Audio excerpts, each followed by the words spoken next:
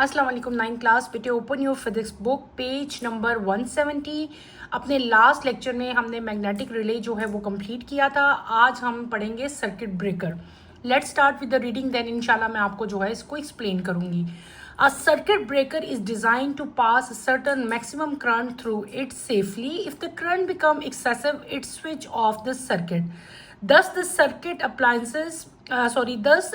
appliances are protected from burning. As shown in figure 8.16, inside a circuit breaker, the current flows along a copper strip through the iron armature and coil of the electromagnet. The electromagnet attract the armature. If the current is large enough, the armature is detached from the copper strip and the circuit breaks. मैंने जो topic अभी बेटे read किया है, that is known as circuit breaker. हमने क्या पढ़ा? Circuit breaker पढ़ा।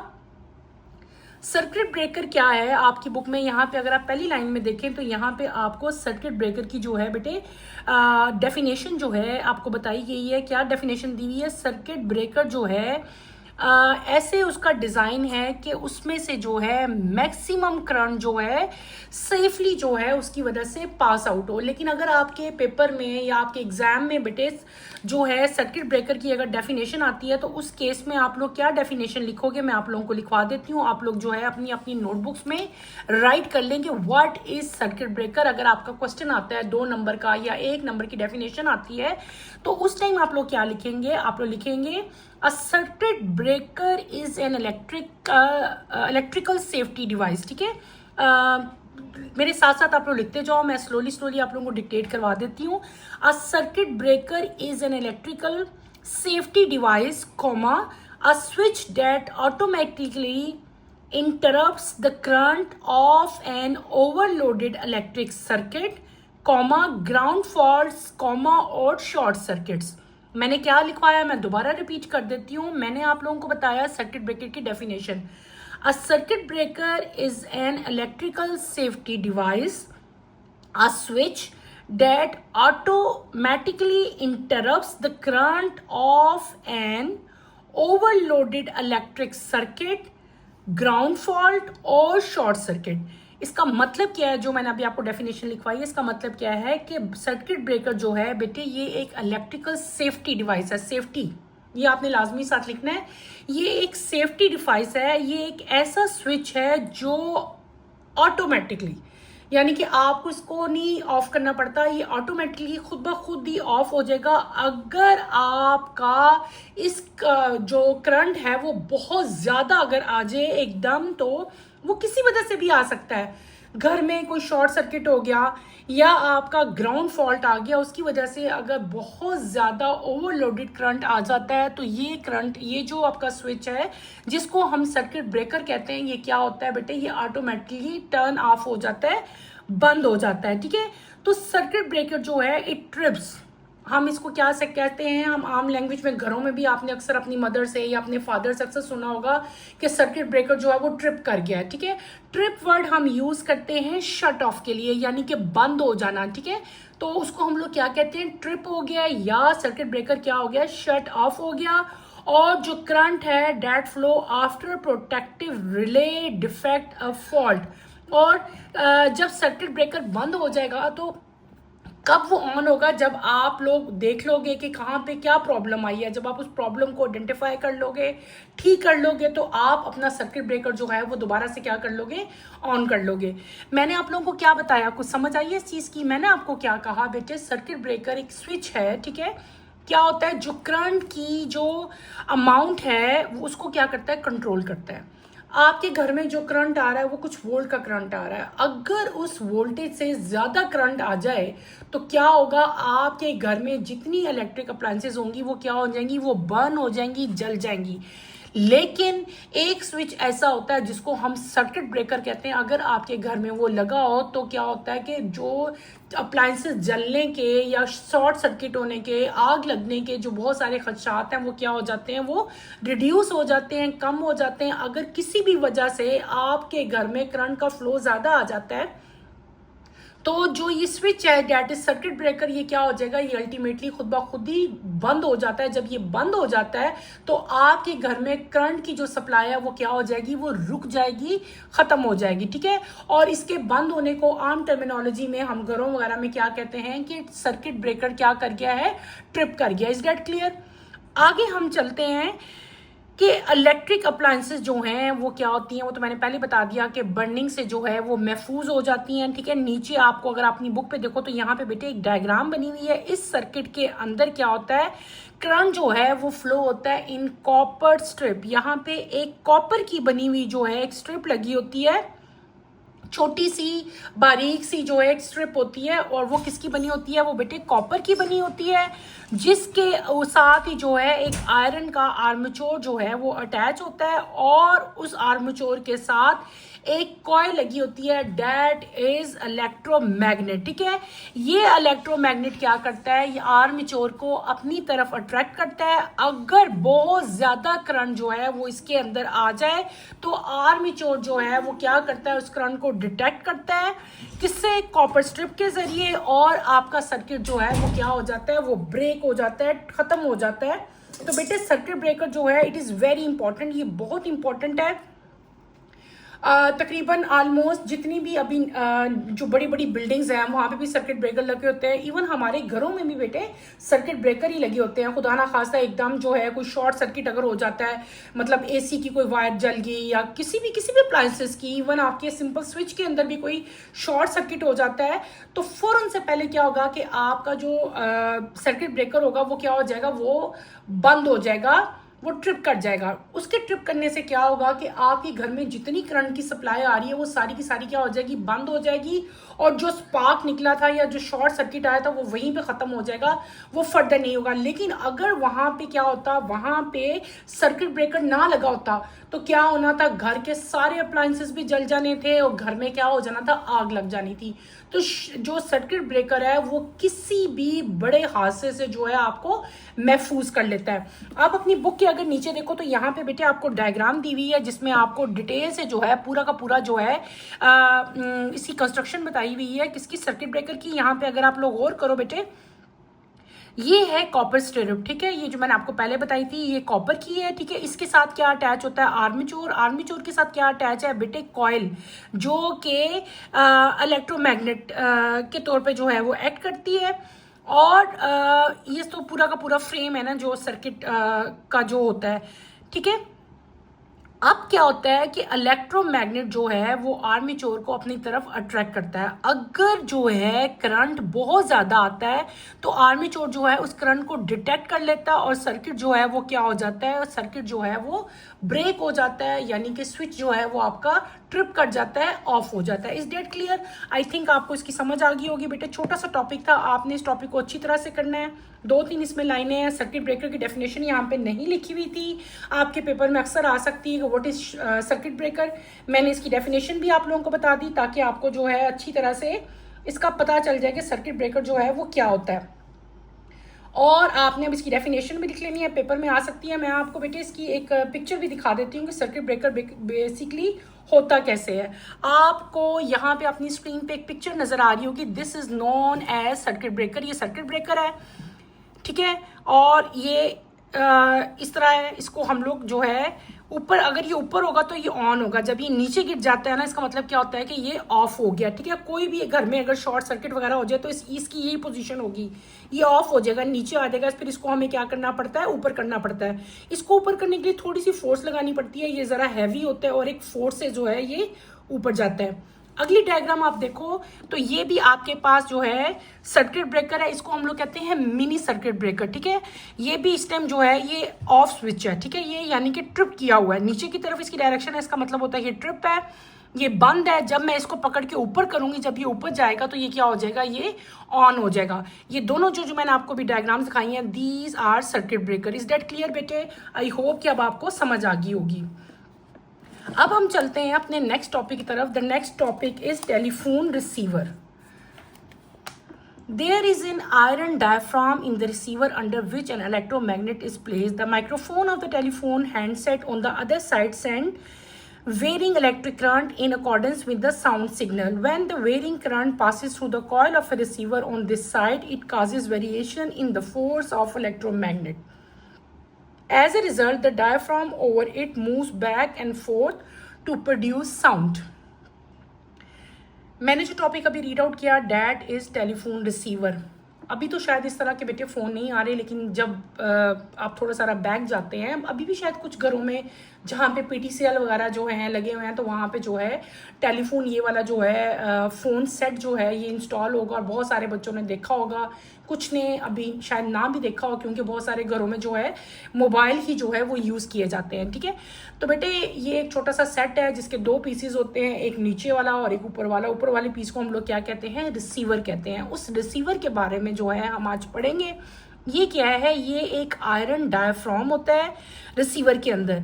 इसके अंदर बेटे इलेक्ट्रोमैग्नेट जो है वो लगा होता है. ठीक है, दो चीज़ें होती हैं, एक होता है ईयर पीस और एक होता है माइक्रोफोन, जिससे आप बात कर रहे हो. एक दो यानी कि दो एक जैसी चीज़ें हैं ना, एक से आप बात कर रहे हो, आपकी साउंड जा रही है, और एक तरफ से क्या है, आप सुन रहे हो जो आपके कान के साथ पीस लगा हुआ है. दो पीस हो गए.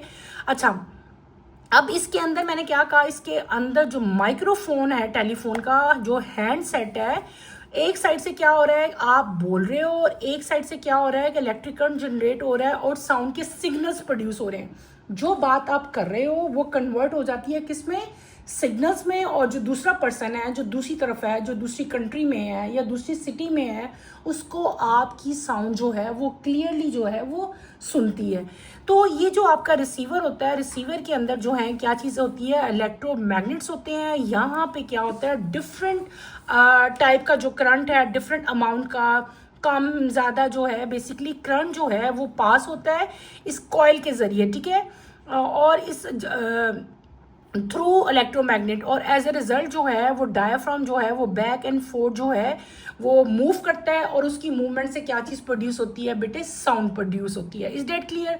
बहुत इजी और छोटा सा टॉपिक था, आपने इसको एज इट इज़ याद कर लेना है. मैंने आपको क्या बता दिया, हमने पढ़ लिया टेलीफोन रिसीवर के बारे में जो है वो हमने डिटेल से पढ़ लिया. मैंने आपको सिंपल इसका जो है मैकेनिज्म बताया कि फंक्शन जो है इसका कैसे होता है. तो अगर आपको मैं अगर आपकी बुक में यहाँ पे एक डायग्राम ड्रॉ की हुई है, उसमें सिंपल आपको रिसीवर का एक पीस दिखाया और क्या बताया हुआ है कि ये इलेक्ट्रोमैग्नेट जो है इसके अंदर प्रेजेंट है. ठीक है, और इसमें क्या चीज़ है, वेरिंग करंट, यानी कि करंट जो है वो प्रोड्यूस होता है जो कि बार बार चेंज होता है. अगर बेटे आप लोग अपनी स्क्रीन पे करो, यहाँ पे आपको एक डायग्राम जो है वो नज़र आ रही है, इसको गौर से देखो. ये क्या चीज़ है, ये टेलीफोन का जो रिसीवर है उसके अंदर की डायग्राम है. इसमें क्या है चीज़ बेटे, ये इसमें दो मैग्नेट लगे हुए हैं. एक तरफ क्या है, नॉर्थ पोल है, एक तरफ कौन सा होता है, साउथ पोल होता है. ये कौन सा मैग्नेट, एक और मैग्नेट यहाँ पे भी लगा होता है. ये जो मैग्नेट है, these are soft iron poles, और ये जो सेंटर में है ये क्या होता है, ये परमानेंट मैग्नेट होता है. यहाँ पे जो चीज़ प्रेजेंट होती है that is known as diaphragm. ठीक है, और क्या होता है कि इस मैग्नेट की वजह से क्या चीज़ प्रोड्यूस होती है, करंट प्रोड्यूस होती है, जो कि वेरिंग करंट है, चेंज हो रही है बार बार. और उसके चेंज होने से क्या होता है कि डायाफ्राम जो है, यहाँ पे भी जो डायाफ्राम बना हुआ है, आपको पिक्चर में भी मैंने डायाफ्राम दिखाया था अभी. अगर आप बेटे ये देखो, ये ब्लैक डार्क लाइन जो है, डायाफ्राम जो है वो बैक और फोर्थ जो है मूव करता है आगे और पीछे. उसकी मूवमेंट से क्या चीज़ प्रोड्यूस होगी बेटे, साउंड प्रोड्यूस होगी, और जो दूसरा पर्सन है उसको आपकी आवाज़ सुनाई देगी. अगर आप इस पिक्चर पे बेटे गौर करो, अगर आपको मजीद मैं क्लैरिफाई कर दूं, ये क्या चीज़ है, ये टेलीफोन की एक पिक्चर है रिसीवर की. ठीक है, यहाँ पे आपको पता है कि इसके दो इस तरह के पीसीज होते हैं. ऐसे ही है ना, एक होता है जो आपके कान के साथ लगा होता है, उसको हम लोग क्या कहते हैं, ईयर पीस कहते हैं. जो आपके मुंह के पास बिल्कुल आ रहा होता है उसको हम लोग क्या कहते हैं, माउथ पीस कहते हैं. मुंह वाली साइड से आप लोग क्या, रिसीवर अगर आप लोग हाथ में पकड़ो तो एक तरफ आप कान पे लगाते हो ना, एक साइड आपकी मुंह की तरफ आती है. मुंह वाली साइड से आप लोग क्या करते हो, बात कर रहे होते हो, और अंदर क्या जा रही है, साउंड वेव्स अंदर जा रही है. कान वाली साइड से आपको क्या हो रहा है, दूसरे पर्सन की आवाज आ रही है. ठीक है, यहाँ पे क्या चीज़ है बेटे, दो मैग्नेट लगे हुए हैं, एक नॉर्थ पोल है और एक कौन सा है, साउथ पोल है. ठीक है, और इसके इर्द गिर्द क्या है, कॉइल है ना, कॉइल के इर्द गिर्द क्या है, मैग्नेट के इर्द गिर्द जो है वो कॉइल अटैच है. ठीक है, यहाँ पे बैटरी लगी होती है, और जब करंट यहाँ से गुजरता है तो क्या चीज़ डायफ्राम की जो है वो मूवमेंट होती है, और डायफ्राम की मूवमेंट से जो है वो बेटे साउंड प्रोड्यूस होगी। तो ये क्या हो गया, ये आपका ईयर पीस हो गया, ये क्या हो गया, ये आपका माउथ पीस हो गया। ठीक है, इज दैट क्लियर? ये हमने क्या पढ़ लिया, हमने पढ़ लिया टेलीफोन रिसीवर। अब हम आते हैं अपनी थर्ड चीज की तरफ, that is electromagnetic trains. Huge electromagnets are used in cranes as scrap yards, steel works, and on ships. They are so powerful that they can lift iron and steel objects such as cars, as shown in figure 8.18. After moving the heavy object to the required position, the objects are released by just switching off the current of the electromagnet. बहुत छोटा सा है, बहुत easy है। क्या चीज़ है, electromagnetic cranes. Different type की cranes होती हैं, ठीक है, लेकिन जिस क्रेन के बारे में हम पढ़े हैं वो कौन सी हैं, इलेक्ट्रोमैग्नेटिक क्रेन्स। ये वो क्रेन्स होती हैं जिनके अंदर बेटे क्या होता है, जिनके अंदर मैग्नेट लगा होता है। इनका फंक्शन क्या होता है कि जो बहुत बड़ी बड़ी हैवी चीज़ें जो आयरन की बनी होती हैं उनको ईजिली जो है वो उठाया जा सके और दूसरी जगह जो है इंस्टॉल किया जाए। कॉमन एग्जाम्पल इसमें क्या है, आपने कभी देखा होगा, कभी वैसे तो शायद आपने लाइव ना देखा हो, लेकिन कभी मूवी में या कभी टीवी में शायद आपको देखने का इत्तेफाक हुआ हो। ये ऐसी क्रेन्स होती हैं जिससे आपकी कार्स, बड़े बड़े यार्ड्स पे क्या होती हैं कि कार्स आई होती हैं बाय शिप, ठीक है। तो उन कार्स को इन क्रेन के ज़रिए, इसमें मैग्नेट लगा होता है, तो इस क्रेन के ज़रिए क्या होता है कि कार इसके साथ जुड़ जाती है, क्रेन के साथ। वो वहाँ से कार पकड़ते हैं और जिस जगह पे लानी है उस जगह पे क्या कर देते हैं, खड़ा कर देते हैं। इसके अलावा बहुत बड़े बड़े बिल्डिंग मटेरियल होते हैं बेटे जो आयरन के बने होते हैं, वो भी जो है इलेक्ट्रोमैग्नेटिक क्रेन्स ही के ज़रिए जो है वो इजीली जो है एक जगह से दूसरी जगह जो है वो ट्रांसफ़र किए जाते हैं। और ये इतने पावरफुल होते हैं कि इनसे आयरन और स्टील के ऑब्जेक्ट कितने भी ज़्यादा हैवी क्यों ना हो, सच एज कार्स हैं, ट्रक्स हैं, बसेस हैं, वो सारी की सारी इनसे जो हैं वो उठाई जा सकती हैं। आपकी यहाँ पे पिक्चर बनी हुई है, ये क्रेन है, क्रेन ने क्या किया हुआ है, कार को जो है वो उसने लिफ्ट किया हुआ है, ठीक है। और आफ्टर लिफ्टिंग हैवी ऑब्जेक्ट तो क्या होता है कि उनकी रिक्वायर्ड पोजीशन पे जाते हैं और सिंपली नीचे क्रेन जाती है और इलेक्ट्रोमैग्नेट का स्विच ऑफ कर देते हैं, और आपने जहाँ पे भी प्लेस करनी हो अपना ऑब्जेक्ट आप वहाँ पे प्लेस कर देते हैं। इसका क्या मैकेनिज़्म है वो आपके कोर्स में नहीं है, इसलिए आपने किसी भी टेंशन में नहीं आना। सिंपल बस ये 2-4 लाइन्स हैं, आपने वही याद करनी है, ठीक है। अगर आप लोग को मैं इसकी भी कोशिश करती हूँ कि मैं आपको पिक्चर दिखा दूँ, बल्कि आप लोग यूँ करो, इसकी भी ना बेटे ये जो इलेक्ट्रोमैग्नेटिक क्रेन्स हैं, ठीक है, इसकी भी आप डेफिनेशन लिख लो, ये भी आपके पेपर में आ सकती है। जो भी चीज़ मुझे लग रहा होता है, फील हो रहा होता है कि आपके एग्जाम में आ सकती है, मैं आपको वो साथ साथ राइट करवाती हूँ। इसकी भी डेफिनेशन आप लिख लें, what are electromagnetic cranes. Electromagnetic cranes क्या होती हैं बेटे, सिंपल क्रेन्स भी होती हैं, इलेक्ट्रोमैग्नेटिक क्रेन्स भी होती हैं। A magnetic crane works by using a magnetic field that is created by an electrically switched current that can be turned off or on whenever it is necessary.